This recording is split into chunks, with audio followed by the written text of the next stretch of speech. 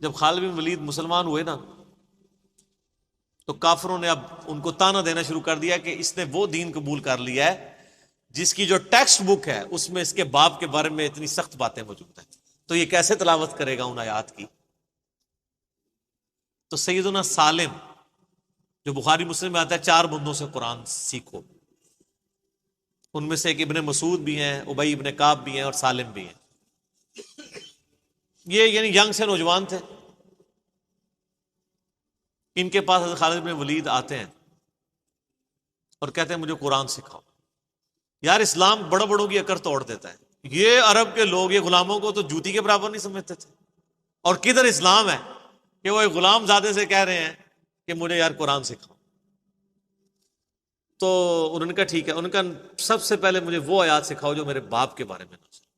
ہائے ہائے ہائے، سر کتنا جگرا چاہیے، اور وہ انہوں نے جو سین فلمایا ہے نا وہ بندے کے آنسو نہیں رکتے۔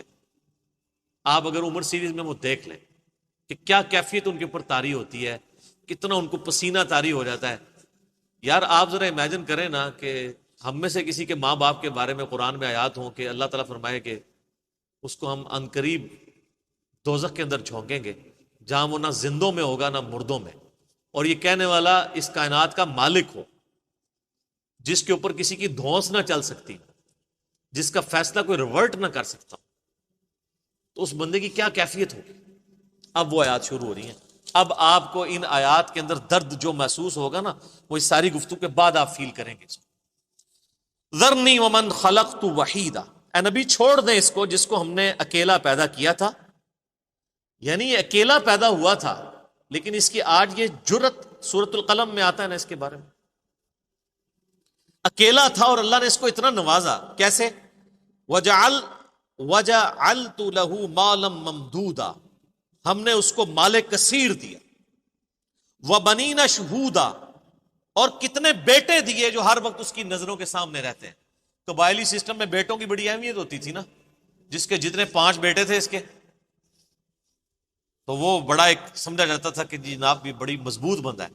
اللہ فرماتا ہے اکیلا پیدا ہوا تھا، اتنا کمزور تھا، میں نے اسے اتنا مال دیا، عرب کا امیر ترین شخص یہ بن گیا، میں نے اس کی آنکھوں کے سامنے رہنے والے اس کو بڑے یعنی بیٹے دیے، 5 بیٹے۔ وَمَهَّدتُ لَهُ تَمْهِيدًا، اور ہم نے اسے ہر طرح کا دنیا کا سامان عطا فرمایا تھا۔ ثُمَّ يَطْمَعُ أَنْ أَزِيدَ، پھر بھی وہ طمع رکھتا ہے کہ ہم اسے مزید دیں۔ دوسری طرف تو ظاہر ہے کہ وہ تو بخاری مسلم کی حدیث ہے، کسی کے پاس سونے کی 2 وادیاں ہونا تو وہ کہے گا میرے پاس تیسری آ جائے، اس کا پیٹ تو قبر کی مٹی بھرے گی۔ تو یہ تو انسان میں بلٹ ان ایک ہے۔ کلا،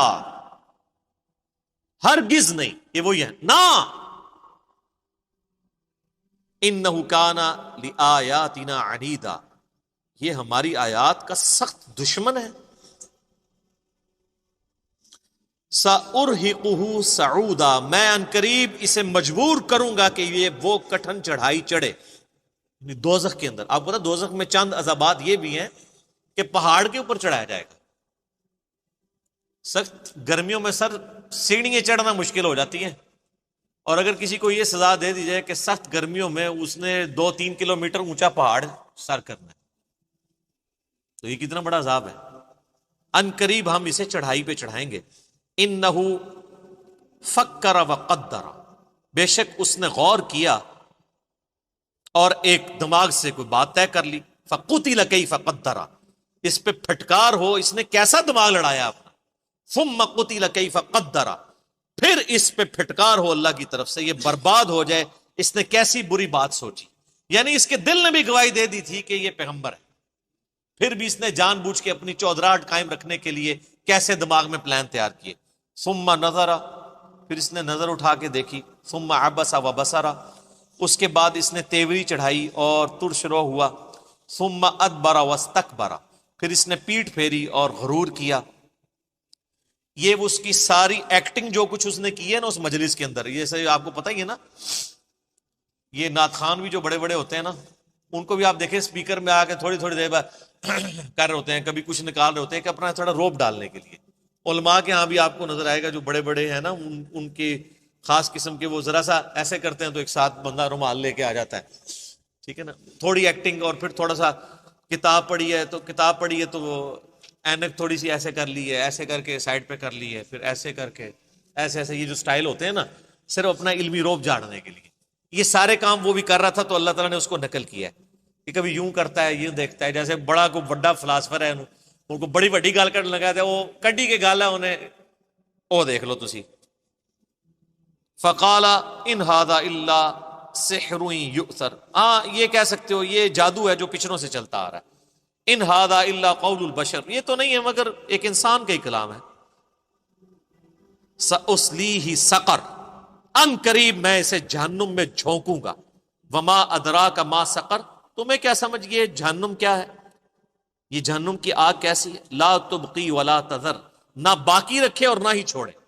قرآن میں آتا ہے ثم لا يموت فیہا ولا یحیا, نہ وہاں کوئی زندوں میں ہوگا پھر نہ مردوں میں. سورہ فرقان میں آتا ہے آج ایک موت نہیں کئی موتیں مانگو. وہ کافر کہیں گے اللہ موت آ جائے جان ہی چھوڑ دے, لیکن موت نہیں آئے گی.